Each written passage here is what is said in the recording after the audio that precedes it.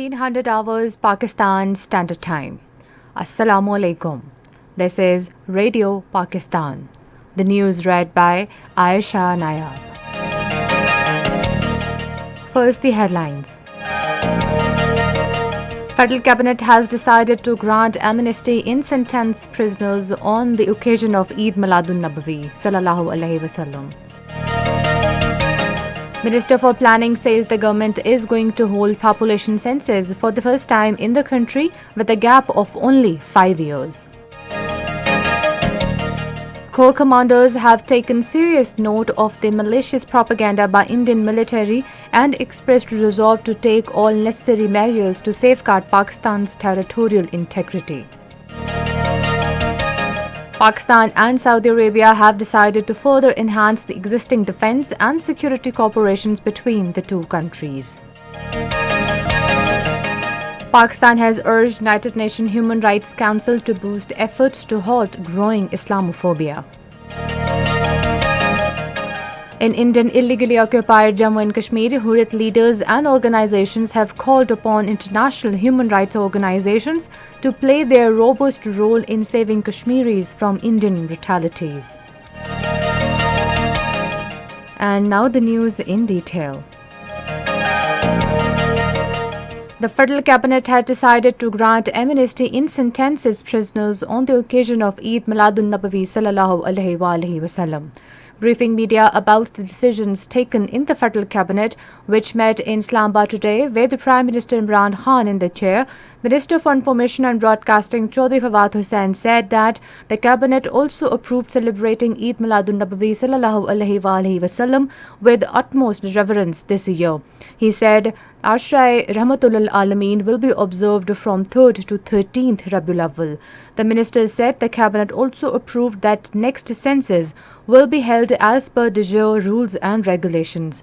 He said rules and procedure for next census will be presented before the Council of Common Interest for approval. He said modern technology will be used in the next census, while all other organizations like NADRA will cooperate for this purpose. He said delimitation of constituencies will be undertaken in the final phase of the census. The minister said that the Cabinet was also briefed on the revelations made in the Pandora Papers. He said that Prime Minister Office has established a cell under Prime Minister Inspection Commission to investigate the people mentioned in the Pandora Papers. He said all institutions like FBR, FIA and NAB will do their homework in this regard. He said all ministries have been linked with e-procurement to ensure transparency in the tendering process. Chaudhry Fawad Hussain said that a 3-member cabinet committee has been constituted to review any irregularity in the power and road contracts.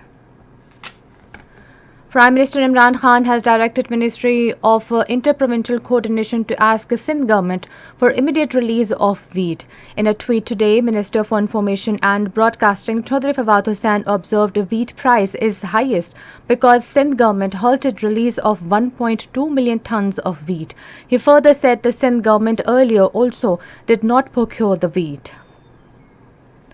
Minister for Planning and Development Asad Umar says the government is going to hold population census for the first time in the country with a gap of only 5 years. In a tweet, the minister said the Cabinet has given the approval for holding a census using modern digital technology and consistent with global best practices. He said that the government would soon move the proposal for approval to the Council of Common Interest. Pakistan Army Corps commanders have taken serious note of the malicious propaganda by Indian military and expressed resolve to take all necessary measures to safeguard Pakistan's territorial integrity. This resolve was expressed at the 244th Corps Commanders Conference that held in Rawalpindi today with Army Chief General Qamar Javed Bajwa in the chair. Chief of Army Staff General Qamar Javed Bajwa has said there is no cause more noble than laying one's life for defense of motherland, and sacrifices of our martyrs would not go waste. The army chief was addressing at an investiture ceremony to confer military awards to army personnel for their acts of valor and gallantry held in Rawalpindi. The COAS, paying rich tribute to martyrs and Ghazis, said we owe peace and stability of our country to the selfless devotion and sacrifices of these officers and soldiers who are our real heroes. The COAS lauded brave families of Shuhada for supreme sacrifices they rendered for the country. General Bajwa conferred military awards on army personnel for their acts of gallantry during operations and meritorious services rendered to the nation. Around 47 officers were awarded Satara Imtiaz military. However, 6 officers, 7 junior commissioned officers and 12 soldiers were awarded Tamgha Basalat. Medals of Shuhada were received by their family members. A large number of senior army officers and families of awardees attended the ceremony. Families of Shuhada also attended the ceremony. This is Radio Pakistan. Foreign Minister Shah Mahmood Qureshi has urged the international community to take concrete steps for provision of humanitarian and economic assistance to Afghan people.